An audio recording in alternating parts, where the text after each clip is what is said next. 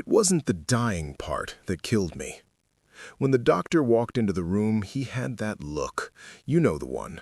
The look that says, "I have bad news and I don't know how to say it." He told me I had cystic fibrosis. He told me my lungs were failing. He told me I probably didn't have much time left. But I could handle death. I'm a businessman. I deal with risk every day. Death is just the final audit. What I couldn't handle was the second thing he said, the thing that came after the diagnosis. He looked at my chart, then he looked at me, confused. He said, "Richard, you do know that men with cystic fibrosis are born infertile, right? It's a genetic certainty. You cannot father children naturally." The room stopped. The air conditioning unit hummed in the background, but it sounded like a jet engine. I laughed. I actually laughed in his face. I said, "Doc, you've got the wrong file. I have 3 sons. My eldest is 23. My twins are 19. I watched them be born. I cut the cords."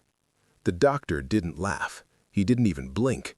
He just stared at me with this pity that I will never, ever forget. That was the moment my life ended. Not because I was sick, but because in the span of 30 seconds, I realized that the last 21 years of my life were a lie, a total fabrication. I wasn't just a dying man. I was a man who had never been a father at all. Let me back up. You need to understand what I lost. People look at me and they see the money. I co-founded Money Supermarket. I did well, extremely well. I gave my family the kind of life most people only dream of. Private schools, the big house in the countryside, the holidays. I wasn't an absent father. I was there. I was the dad on the sidelines of the rugby matches, freezing my hands off in the rain, cheering for my boys. I was the one teaching them to drive. I was the one paying their university tuition. I loved them. God, I loved them. And I loved my wife, Kate. We were married for 20 years. We had our issues, sure, every marriage does. But I trusted her. I trusted her with my life. I trusted her with my legacy. When she got pregnant with our first son, I was over the moon. Then the twins came along 4 years later, and I felt like the luckiest man in Britain. I remember holding them in the hospital, looking at their little faces, thinking, this is it. This is my mark on the world. Kate was so specific about things. She insisted on giving them Jewish middle names. I didn't think much of it at the time. I just thought she was connecting with some distant heritage. I didn't know it was a clue. I didn't know she was leaving breadcrumbs for someone else. For 21 years, I played the role of dad, and I played it perfectly. I look back now and I feel like I was the star of my own twisted version of The Truman Show. Everyone else knew the script. Everyone else knew the plot. I was the only one walking around the set thinking the walls were real. And the worst part? When I got that diagnosis, when I realized I was physically incapable of having those kids, my first instinct wasn't anger, it was panic. I remember walking out of the hospital into the car park. My hands were shaking so bad I couldn't find my keys. I sat in my car, staring at the steering wheel, and I sent a text to Kate. I didn't accuse her. I didn't scream. I just wrote, "The doctor says I can't have kids. He says I've been infertile since birth." I waited. I watched the little dots bubble up on the screen. And when her reply came through, I knew. I just knew. It wasn't shock. It wasn't confusion. It was defense. That was the moment the perfect life shattered and the war began. I sat in that car park for an hour. My phone buzzed again. It was Kate. She didn't ask if I was okay. She didn't ask about the cystic fibrosis. Her text just said, "Don't be silly. Of course the boys are yours. You're just stressed." I wasn't stressed. I was a man of science. I knew that biology doesn't make mistakes. People lie. DNA doesn't. I drove home and the house felt different. You know that feeling when you walk into a room where people have been whispering about you? That's what my entire life felt like suddenly. Every photo on the mantelpiece, the graduation smiles, the holiday snaps in Cornwall, they all looked like props on a stage. I needed proof. Not for her. For me. I contacted a DNA expert the next morning. I didn't tell Kate. I didn't tell the boys. I needed to know the truth before I blew up my family. The hardest part wasn't the test itself. It was the waiting. For 3 days, I had to sit across the dinner table from my wife and pretend everything was normal. I had to listen to her talk about her day, watch her pour the wine, watch her smile, that smile I had loved for 20 years. And every time she looked at me, I wondered, who are you? And who have you been sleeping with? Then the email arrived. I was in my office. I clicked the attachment. It wasn't a long report. It was just a table of numbers. But there was one column that mattered. Probability of paternity, 0.0%. I scrolled down. Maybe it was a mistake with the eldest. Child 2, 0.0%. Child 3, 0.0%. I didn't cry. I didn't scream. I just felt cold. It was a physical cold, like ice water in my veins. It wasn't just an affair. A one-night stand produces one child. This was 3 children. This was a separate life. She hadn't just cheated on me. She had replaced me.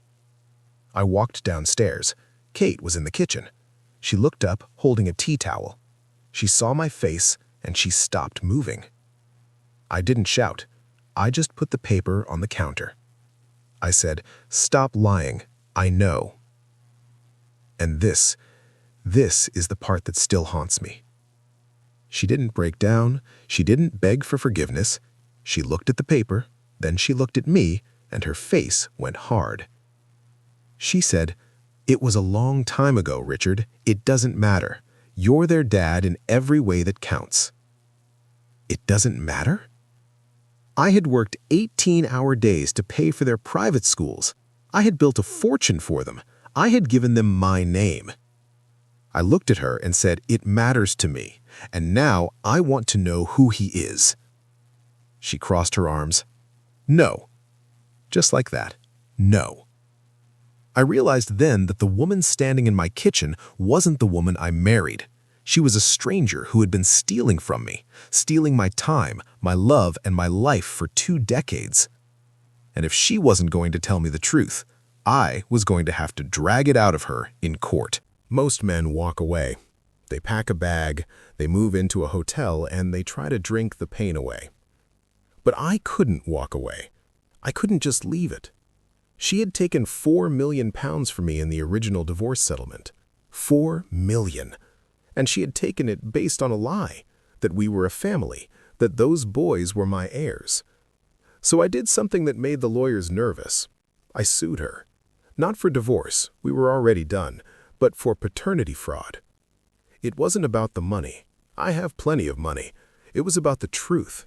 I needed to force her hand. I thought, if I drag her into court, she'll have to say his name. She'll have to tell me who the real father is. I was wrong. The court case was brutal. It was like dissecting a corpse while it was still breathing.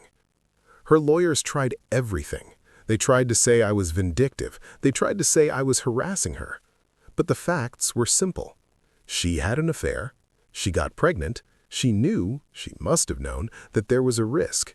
And instead of telling me, she let me sign the birth certificates. She let me pay the school fees. She let me build my entire world around a fiction. At one point in the trial, it hit me. My life was the Truman Show.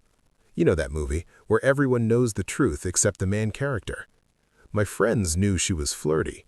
Her friends probably knew about the affair. The real father, he must be out there somewhere. Does he know? Is he watching this on the news right now, sipping his coffee, realizing he has 3 grown sons? In the end, the judge didn't buy her act. He ruled that she had tricked me. He ordered her to pay back £250,000. It was a legal victory. The headlines called it a landmark case. Millionaire dad wins paternity fraud battle.